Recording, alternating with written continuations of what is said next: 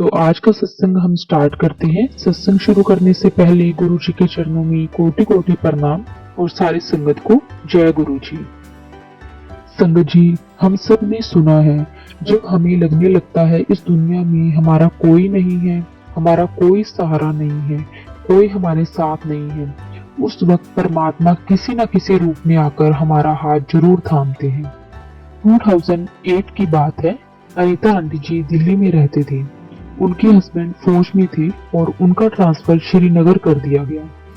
Aunty जी के husband से ऊंची पोस्ट पर एक अफसर थे। उन्होंने आंटी जी के हस्बैंड यानी कि अंकल जी के बारे में सबको काफी कुछ गलत बोला हुआ था। आंटी जी के हस्बैंड अपने काम में बिजी होने के कारण, क्योंकि उनका अभी अभी ट्रांसफर हुआ था, तो वह अपनी ड्यूटी के लिए काफी लॉयल थे। उन्होंने हमेशा देश के लिए अपनी जान की परवाह ना करते हुए दिल जान से अपना फर्ज निभाया। लेकिन उन्हें नहीं पता था कि उनकी पीठ के पीछे लोग उनके इसी भोलेपन का फायदा उठा रहे हैं। जब आंटी जी के हस्बैंड को पता चला तो कहते हैं, एक आर्मी वाले की यूनिफॉर्म पर कोई दाग नहीं लगना चाहिए। आपके लिए फौज में जो कमाई होती है वो आपके नाम की होती है। आंटी जी के हस्बैंड को यह चीज अंदर ही अंदर खाई जा रही थी। इतने सालों की कमाई हुई इज्जत पर दाग लग रहा था। ये आंटी जी की जिंदगी का बहुत ही टफ टाइम या खराब टाइम हम बोल सकते हैं। आंटी जी औरों ने सब जगह ट्राई किया कि ये प्रॉब्लम सॉल्व हो जाए, लेकिन कुछ भी नहीं हो रहा था। लेकिन कहते हैं ना, जब सारी दुनिया आपका हाथ छोड़ देती है, उस वक्त ईश्वर आपका हाथ पकड़ता है। उसके ही कुछ टाइम बाद आंटी जी और दिल्ली आते हैं, क्योंकि उनका ससुराल दिल्ली में ही था। तो आंटी जी और वहां आए और आंटी जी को किसी ने बताया कि गुरुजी के आश्रम के बारे में। उसने बताया कि वहां जो प्रसाद जो होता है वो चाय प्रसाद मिलता है, जिसमें हमें समोसा ब्रेड पकौड़े के साथ चाय दी जाती है। और उस मंदिर में शिवलिंग मंदिर के ऊपर बहुत बड़ा बना हुआ है। जब आंटी जी को ने यह सुना तो उनका भी मन हुआ कि एक बार वो भी ये देख कर आए। तब आंटी जी, उनके हस्बैंड और आंटी जी का एक ब्रदर वहां गए। जब उन्होंने मंदिर के अंदर कदम रखा तो उन्हें ऐसे लगा जैसे गुरुजी ने उन्हें खुद बुलाया है। ऐसा नहीं कि ये चीज अकेले आंटी जी को ही फील हुई, तीनों को यही चीज सेम फील हुई। उस समय ज्यादा संगत नहीं होती थी। संगत जी, आंटी जी और उन्हें सब ने जाकर मंदिर में माथा टेका। आंटी जी और वहां पहली बार गए थे, तो उन्होंने देखा कि वहां जो भी लोग अंदर आ रहे हैं वो शिवजी जी की मूर्ति को बाद में माथा टेक रहे हैं, पहले जो खाली कुर्सी है उसको माथा टेक रहे थे। तो आंटी जी और वहां पहली बार गए थे, तो ये देखकर उन्हें काफी अजीब लग रहा था। फिर वो सब वहां बैठ गए। थोड़ी देर बाद मंत्र जाप शुरू हुआ। सब लोग काफी अच्छे से मंत्र जाप कर रहे थे। उसके कुछ देर बाद वो बाहर आ गए। उसके बाद आंटी जी ने एक अंकल आंटी से पूछा कि ये गुरुजी कौन है और उनसे कब मिल सकते हैं, क्योंकि आंटी जी को लगा जो अंदर सिंहासन लगा हुआ है उस पर गुरुजी आते हैं, बैठते हैं और दर्शन देते हैं। जब आंटी जी ने ये सुना तो उन्हें समझ में आ गया कि ये लोग पहली बार आए हैं। तो उस आंटी ने नेहा आंटी जी से पूछा, आपको कौन लेकर आया है? तो नेहा आंटी जी ने कहा, हमें कोई नहीं लेकर आया, हम अपने आप आए हैं। तो आंटी जी ने एकदम मुस्कुराकर कहा, आपको गुरुजी ने बुलाया है। अगर आप अपने आप आए हो तो आपको गुरुजी ने बुलाया है। आप ऐसे ही आते रहो, माथा टेकते रहो। आपको कभी किसी से पूछने की जरूरत नहीं है कि गुरुजी कौन है।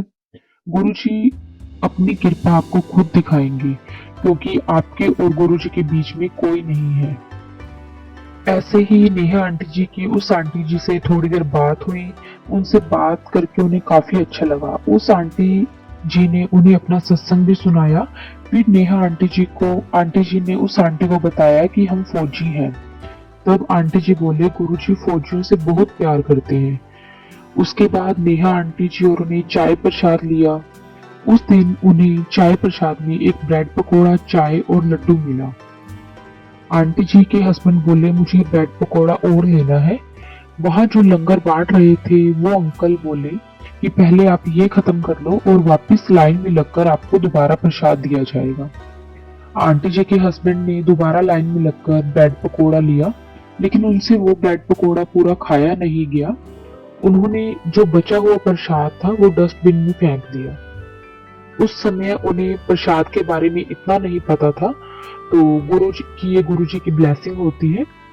और उसके कुछ देर बाद आंटी जी और वापस आ गए और नेक्स्ट डे आंटी जी और उन्हें श्रीनगर के लिए जाना था। उसके नेक्स्ट डे आंटी जी और श्रीनगर पहुंच गए। वहां वापस वही परेशानियां। सबको पता था कि कौन सही है कौन गलत है, लेकिन कोई भी कुछ नहीं कर पा रहा था। उसके कुछ टाइम बाद आंटी जी के हस्बैंड ने कहीं और पोस्टिंग के लिए अप्लाई किया, लेकिन कहीं भी पोस्टिंग नहीं हो रही थी। उसी बीच आंटी जी के हस्बैंड का एक कैंप में दिल्ली जाना था, तो आंटी जी भी साथ चले गए। दिल्ली जाने के बाद आंटी जी और फ्राइडे और मंडे गुरु जी के मंदिर जाने लगे। उसी के बीच वहां किसी के घर सत्संग था, तो आंटी जी का भी मन हुआ कि वो वहां जाए। वहां से आने के बाद आंटी जी का मन करे कि वो भी अपने घर पे संगत को बुलाए और सत्संग करवाए। जिस दिन आंटी जी ने संगत बुलानी थी, उससे एक दिन पहले आंटी जी के हस्बैंड ऑफिस से आए और वो काफी परेशान लग रहे थे। आंटी जी ने पूछा तो बोले मुझे कुछ देर सोना है। फिर वो कैंटीन कुछ कुछ जरूरी जो सामान आंटी जी को चाहिए था सत्संग के लिए, तो वो सारा सामान आंटी जी लेने के लिए चले गए। लेकिन सारे रास्ते आंटी जी के दिमाग में यही चल रहा था कि ऐसा क्या हुआ है जिससे वो इतने परेशान है, कि किसी ने कुछ कहा होगा, ऐसा क्या हुआ कि वो इतने परेशान है। ऐसे ही सोचते सोचते आंटी जी कैंटीन पहुंच गए।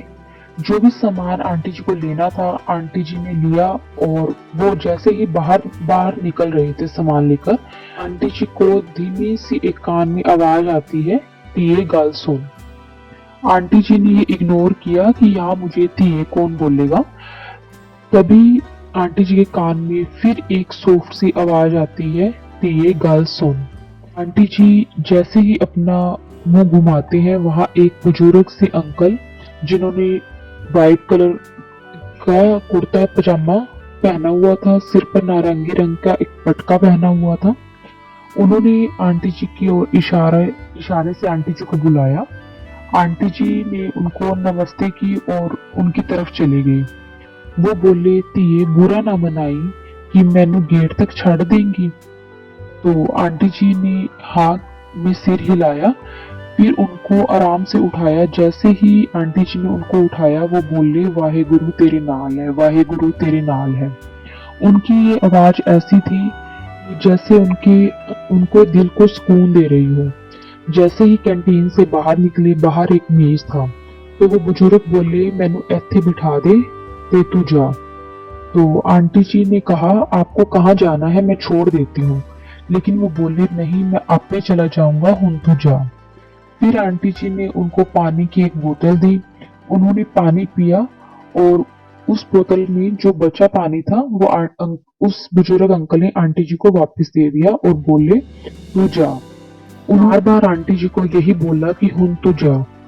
जैसे ही आंटी जी कार में बैठकर घर आए, तो कार में उतरने लगे तो आंटी जी का ध्यान उस पानी की बोतल पर गया। आंटी जी ने 2 घूंट उस पानी को पिया और बाकी पास में एक पेड़ था उसमें डालकर घर आ गए। आते ही उन्होंने सारी बात अपने हस्बैंड को बताई, तो वो बोले वो कोई और नहीं, वो गुरुजी थे। तब आंटी जी सोचने लगी कि आर्मी कैंटीन ऐसा कोई प्लेस नहीं है जहाँ कोई भी आ सकता है। बुजुर्ग अंकल के हाथ में ना कोई सामान था, ना कोई उनके साथ था। नेक्स्ट डे आंटी जी के घर में सत्संग था। उन्होंने संगत बुलाई, बहुत अच्छे से सत्संग हुआ। गुरु जी की भी बहुत कृपा हुई, जितना शुक्राना किया जाए उतना कम है। उसके बाद सत्संग के 3 दिन बाद आंटी जी के हस्बैंड की पोस्टिंग आ गई, और पोस्टिंग भी दिल्ली में बड़े मंदिर से 2 किलोमीटर दूर पर। उसके बाद आंटी जी के हस्बैंड जब भी अपने ऑफिस जाते, उन्होंने बड़े मंदिर में माथा टेक कर ही जाना। ये सब गुरुजी के बिना होना संभव ही नहीं था। गुरुजी की कृपा से जो आंटी जी के हस्बैंड पर गलत इल्जाम लगे थे, सब गुरुजी की कृपा से सबको पता चल गया कि कौन सही था और कौन गलत। गुरु जी की मेहर के बिना ये संभव ही नहीं हो सकता। उसके बाद बड़े मंदिर सेवा पर भी जाने लगे। जितना गुरु जी ने किया है वो हम बता ही नहीं सकते। जितना गुरु जी की आंटी कहते हैं कि जितना गुरु जी की वडियाई करूं उतना कम है। शुक्राना गुरु जी, शुक्राना गुरु जी, अनंतम अनंतम शुक्राना गुरु जी।